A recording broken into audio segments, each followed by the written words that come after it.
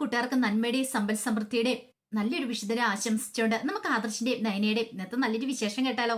അങ്ങനെ ഇന്നത്തെ വിശേഷത്തില് അനാമിക അനന്തപുരിയിലേക്ക് വരുവാണ്. ഈ സമയത്ത് ദേവേനെ അങ്ങോട്ടേക്ക് ഇറങ്ങി ചെന്നു. ദേവേനെ കണ്ടതും അനാമിക പറഞ്ഞു, എന്നാലും കുറച്ച് കഷ്ടമുണ്ട് കേട്ടോ വല്യമ്മേന്ന് പറയണ. എന്താ മോളെ, നീ എന്താ അങ്ങനെ പറഞ്ഞേ? അല്ല, ഇവിടുന്ന് രണ്ടാവളുമാര് പോയല്ലോ. ഒരുത്തിയാണെങ്കില് ഇങ്ങോട്ട് വരാൻ പോലും കൂട്ടാക്കിയിട്ടില്ല. എല്ലാരും ചെന്ന് വിളിച്ചെന്നല്ലേ പറയുന്ന കേട്ടെ. എന്തൊരു അഹങ്കാരമാന്ന് ചോദിക്കുകയാണ്.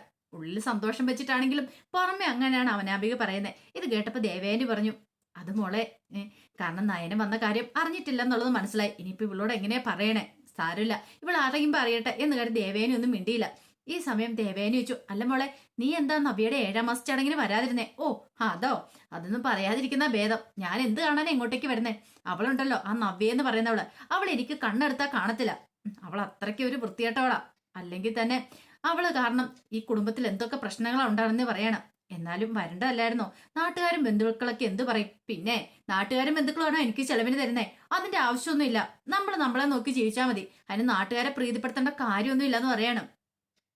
അല്ല, ഇനിയിപ്പൊ ഞാൻ വന്നില്ലെങ്കിൽ എന്താ കുഴപ്പം? അവള് വന്നിട്ടുണ്ടായിരുന്നല്ലോ, ആ നന്ദു എന്ന് പറയുന്നവള്. അവളല്ലേലും എല്ലായിടത്തേക്കും വലിഞ്ഞു കയറി വരുന്ന സ്വഭാവമാണല്ലോ, നാണമില്ലാത്തവള്. ചിക്കൻ ബോക്സ് വന്നിട്ട് അത് മാറുന്നതിന് മുമ്പ് തന്നെ ഓടെ ഇങ്ങോട്ട് വന്നിരിക്കുന്നു. എങ്ങനെയാ ഹനിയെ കാണാനായിട്ടാന്ന് പറയണം. ഇത് കേട്ടതും ദേവേനി പറഞ്ഞു, ആ നന്ദുമോള് വന്നിട്ടുണ്ടായിരുന്നു പറയാ. നന്ദു മോളോ?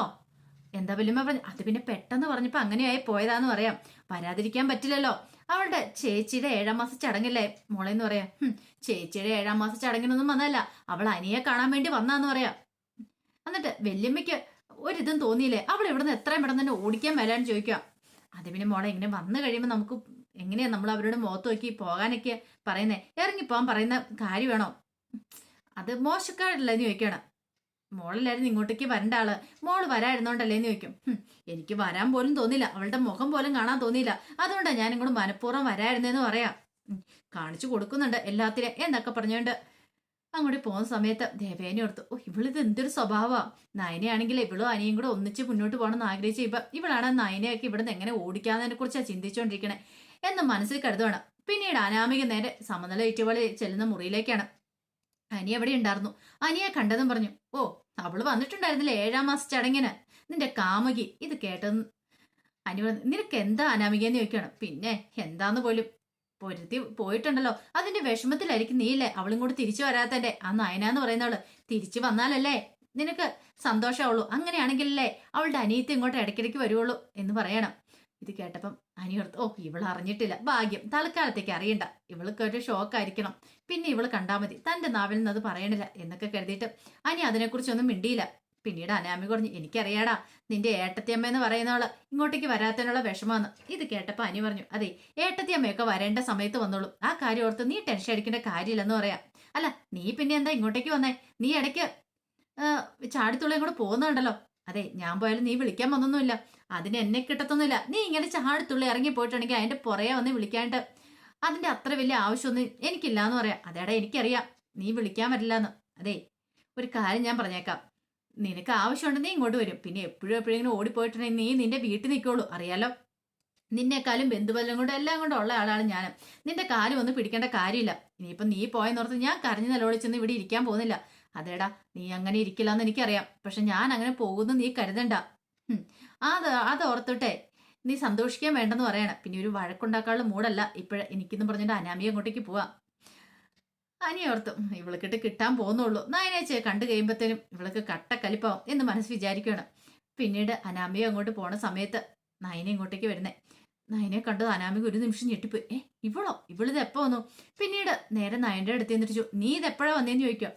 എന്താ ഞാൻ വന്ന് നീ അറിഞ്ഞില്ലേന്ന് ചോദിക്കും. അല്ല നീ വന്നില്ലെന്നാണല്ലോ അറിഞ്ഞു. ഓ ഞാൻ വന്നില്ലെന്ന് കരുതിയിട്ടാണോ നീ വന്നേ? ഓ അതെ ഞാനാണ് ഈ വീട്ടിലേക്ക് വന്ന ആദ്യം വരുമ്പോള്, നിനക്കറിയാലോ. പിന്നെ ഞാൻ എവിടുന്ന് അങ്ങനെ പോകുന്ന നിനക്ക് തോന്നുന്നുണ്ടോ നീക്കാം? അതേടി നീ പോകത്തില്ല, നീ ഇവിടെ കടിച്ചു നോക്കി കിടക്കുമെന്ന് എനിക്ക് അറിയാന്ന് പറയാം.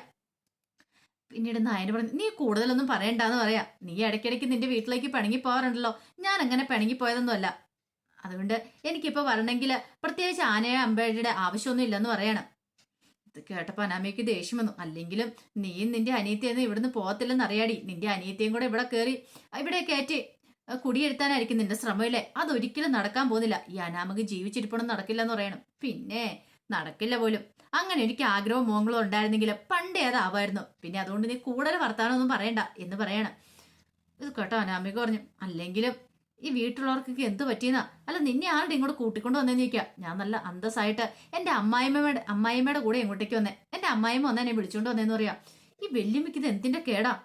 നിന്നെ പോലെ ഒരുത്തിനെ കൂട്ടിക്കൊണ്ട് വരാനായിട്ട്. അതെ എന്റെ സ്വഭാവം നല്ലതാടി. നീ പോയിട്ട് നിന്നെ ആരെങ്കിലും കൂട്ടിക്കൊണ്ട് വരാനായിട്ട് അങ്ങോട്ട് വന്നോ? ഇല്ലല്ലോ. കയ്യിലിരിപ്പ് നിന്നാണോ? ഇല്ലെങ്കിൽ നീ വീട്ടിൽ നിൽക്കത്തുള്ളൂ. അല്ലെങ്കിൽ ഇങ്ങനെ തന്നെ ഇങ്ങനെ കയറി വരണോന്നൊക്കെ പറയണം. അനാമയ്ക്ക് ദേഷ്യമായി പോയി. അനാമയ നിന്നെ കാണിച്ചു തരാന്നൊക്കെ പറഞ്ഞ് വിളിച്ചിട്ട് അങ്ങോട്ടേക്ക് പോവാണ്. ആ സമയം ജാനകിയും ജലജയും കൂടെ സംസാരിച്ചോണ്ടിരിക്കുകയാണ്. ജലജ ജാനകിയോട് പറഞ്ഞു, എന്നാൽ ഇവിടെ എന്തൊക്കെയാ സംഭവിച്ചോണ്ടിരിക്കുന്നത്? കണ്ടില്ലേ, ഏട്ടത്തി പോയി അവളെ വിളിച്ചോണ്ട് വന്നിരിക്കുന്നു. നമ്മളറിയാതെ എന്തൊക്കെയോ ഗൂഢാലോചനകൾ ഇവിടെ നടക്കുന്നുണ്ട്. അതെന്താന്ന് മാത്രം അറിയത്തില്ലെന്ന് പറയണം. ഇത് കേട്ടപ്പോ ജാനകി പറഞ്ഞു, അതെനിക്കും തോന്നുന്നുണ്ട്. അല്ലെങ്കിൽ പിന്നെ അവൾ ഇവിടുന്ന് പോയിട്ട് അവളെ കൂട്ടിക്കൊണ്ട് വരേണ്ട വല്ല കാര്യമുണ്ടോ? അത് മാത്രല്ല ഏട്ടത്തിക്ക് മുമ്പെങ്ങും ഇല്ലാത്ത സ്നേഹമാണെന്ന് പറയണം. അങ്ങനെ സംസാരിച്ചുകൊണ്ടിരിക്കുന്ന സമയത്ത് അനാമി ഒരു കൊടുങ്കാറ്റ് പോലെ വരുവാണ്. പെട്ടെന്ന് ചോദിച്ചു, അല്ലെ മോളിത് എപ്പോ വന്നെന്ന് ചോദിക്കാം. ഞാൻ വന്ന കാര്യമൊക്കെ അവിടെ നിൽക്കട്ടെ. അല്ല ആ നയനേന്ന് പറയുന്നവള് അവൾ എന്ത് കാണാൻ ഇങ്ങോട്ടേക്ക് വന്നേ?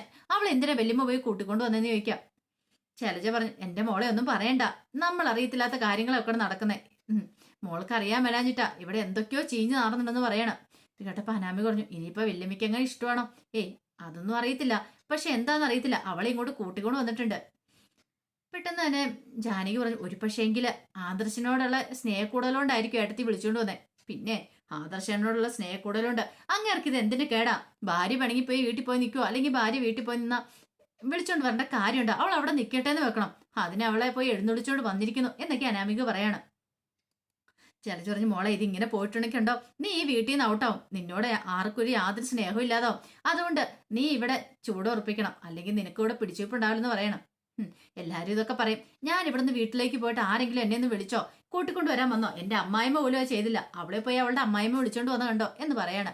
ജാനകി പറഞ്ഞു, അത് പിന്നെ മോള് വരുമെന്ന് എനിക്ക് അറിയായിരുന്നു, അതുകൊണ്ടാന്ന് പറയണം. അതെ അതെ, എല്ലാരും പറയുമ്പോ ഇങ്ങനെ വലിയ വർത്താനമൊക്കെ പറയും. ഞാനൊന്നും പറയണില്ല, ആർക്കും എന്നോട് ഇഷ്ടമൊന്നുമില്ല എന്നൊക്കെ പറഞ്ഞിട്ട് മുഖം വീർപ്പിച്ചാണ് അങ്ങോട്ടേക്ക് പോവാണ്. ഈ സമയം നയനയും ആദർശം കൂടെ കമ്പനി പറഞ്ഞിട്ട് ഇറങ്ങി വരികയാണ്. അപ്പോഴേക്കും ദേവേനെ ഇവിടെ നിൽക്കുന്നുണ്ടായിരുന്നു. ദേവേനെ ചോദിച്ചു, ഇന്നിങ്ങോട്ട് വരുമോ അതോ നീ നിന്റെ വീട്ടിലേക്ക് പോവാന്ന് നയനയോട് ചോദിക്കുക. ഞാൻ ഇങ്ങോട്ട് വരുമേ. അല്ല ഇനിയിപ്പം നിനക്ക് നിന്റെ വീട്ടിൽ പോയിട്ട് കിടക്കണമെന്ന് വല്ല ആഗ്രഹം ഉണ്ടെ പറഞ്ഞുതരാം കേട്ടോ.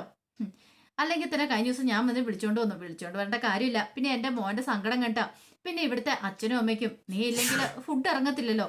അതേ സിറ്റുവേഷനിലെ കാര്യങ്ങളൊക്കെ എല്ലാരും എന്തോ കൂടാത്തം ചെയ്യുന്ന മയക്കെടുത്തിരിക്കുക എന്ന് പറയണം. അത് കേട്ടപ്പോ നയനിക്ക് ചെറിയ ചിരിയൊക്കെ വന്നു. പിന്നീട് ആദർശം, അമ്മ എന്താ ഇങ്ങനെയൊക്കെ പറയണെന്ന് ചോദിക്കാം. ഞാനുള്ളതാ പറഞ്ഞ, പിന്നെ നീ എന്തിനാ ദേഷ്യപ്പെടുന്ന എന്നോട്?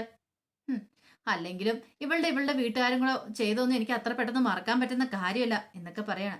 ആദർശൻ, അമ്മേ കമ്പനിയിലേക്ക് പോകുന്ന സമയത്ത് ഈ വക വർത്താനങ്ങളൊക്കെ നിർത്തിക്കൂടെന്ന് ചോദിക്കുക. ഇല്ലടാ ഞാനൊന്നും പറയുന്നില്ല, നിന്റെ ഭാര്യയ്ക്ക് വേണ്ടിയിട്ട് ഞാൻ ഓശാന പാടിക്കൊണ്ടിരിക്കാം, കൂടുതൽ എന്നെ കൊണ്ടൊന്നും പറയിപ്പിക്കരുതെന്ന് പറയാം. ഇത് കേട്ടപ്പം നയന പറഞ്ഞു, അല്ല അത് പിന്നെ അമ്മേ വേണ്ട നീ ഒന്നും കൂടുതൽ പറയണ്ട എന്ന് പറയണ. പിന്നീട് ആദർശം, അമ്മ ഞങ്ങൾ പോയിട്ട് വരാമെന്ന് പറഞ്ഞോണ്ട് അങ്ങോട്ടേക്ക് ഇറങ്ങാൻ തുടങ്ങുന്ന സമയത്ത് നയനെന്ന് തിരിഞ്ഞു നോക്കുകയാണ്. പെട്ടെന്ന് ദേവേന് പറഞ്ഞു, അതെ ഫുഡെല്ലാം മുഴുവൻ കഴിക്കണം കേട്ടോ എന്ന് പറയാണ്. ആദർശ് തിരിഞ്ഞു നോക്കിയപ്പോൾ ആദർശനോട് പറഞ്ഞു, ഞാൻ നിന്നോടാ പറഞ്ഞ, മറ്റുള്ളവരുടെ കാര്യം എനിക്ക് അറിയേണ്ട ഒന്നും ആവശ്യമില്ല എന്ന് പറയണ. നയനക്ക് ശരി വന്നു. നയനെ ഒന്ന് നോക്കി പിന്നീട് പതുക്കെ ടാറ്റയെ കൊടുത്തിട്ട് അങ്ങോട്ടേക്ക് പോവാണ്. അതിനുശേഷം ദേവേനെ നേരെ അടുക്കളയിലേക്ക് വന്നു. അടുക്കളയിൽ ചെന്ന് ഓരോ കാര്യങ്ങൾ ചെയ്തുകൊണ്ടിരിക്കുമ്പോഴാണ് അനാമി അങ്ങോട്ടേക്ക് വരുന്നത്. അനാമി വന്നിരിച്ചു, അല്ലേ വല്യമ്മ എന്തിന്റെ കേടാ വല്യമ്മയ്ക്കെന്ന് ചോദിക്കുക. എന്താ? അല്ല അവളെ കൂട്ടിക്കൊണ്ട് വരേണ്ട വല്ല കാര്യം ഉണ്ടായിരുന്നോ ആ നയനെന്ന് പറയുന്നവളെ?